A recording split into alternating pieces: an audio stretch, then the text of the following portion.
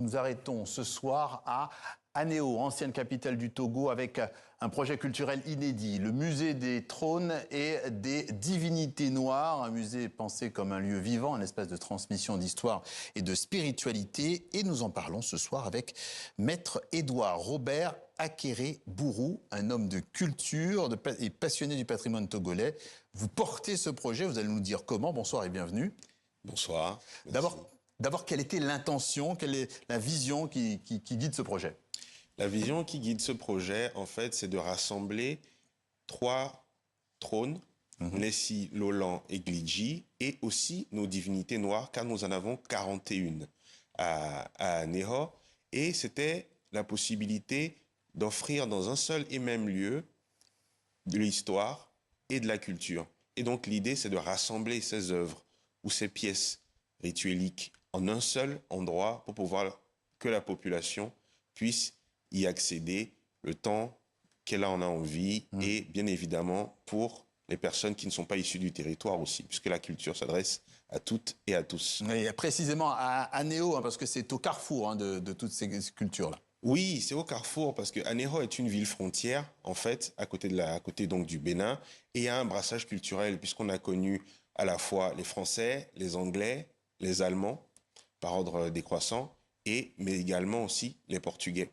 Et donc l'idée, c'est de restaurer une bâtisse originaire de style afro-brésilien qui a à peu près 200 ans en un musée avec une restauration complètement du sol au plafond. 3 trônes, 41 divinités, vous nous l'avez dit. Oui. Que représente-t-il vraiment, si vous deviez un petit peu nous expliquer ça en quelques mots? Que représente-t-il vraiment? En fait, ces divinités donc sont vénérées par tout le monde, en fait, mais ils sont aussi appréciés puisqu'on a un calendrier de 13 mois lunaires dans lequel ces divinités sont tour à tour vénérées.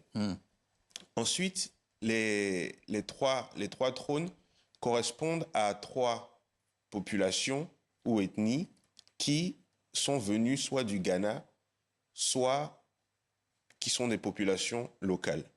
Et donc, c'est grâce avec ces 3 trônes, que nous avons la possibilité d'offrir ce patrimoine-là aux populations.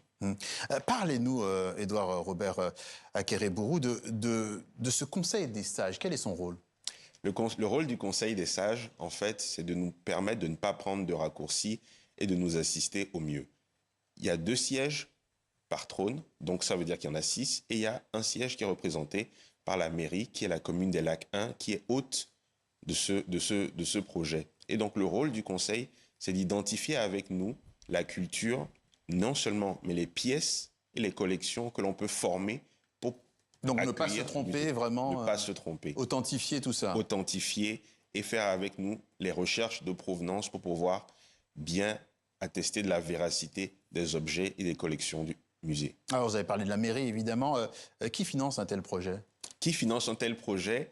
D'abord, on remercie la mairie pour son implication, mais aussi l'ambassade de France qui nous accompagne sur les aspects techniques, notamment la muséologie et bien évidemment les recherches de provenance, et ensuite l'Union européenne qui nous aide sur l'assistance technique.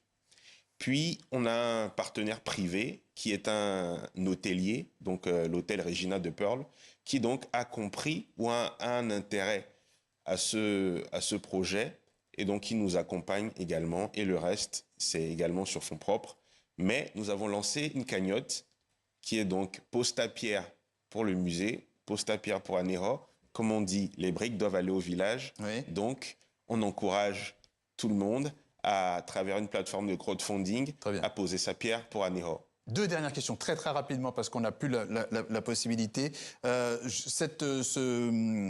alors, en termes de calendrier, ce musée il sera opérationnel quand?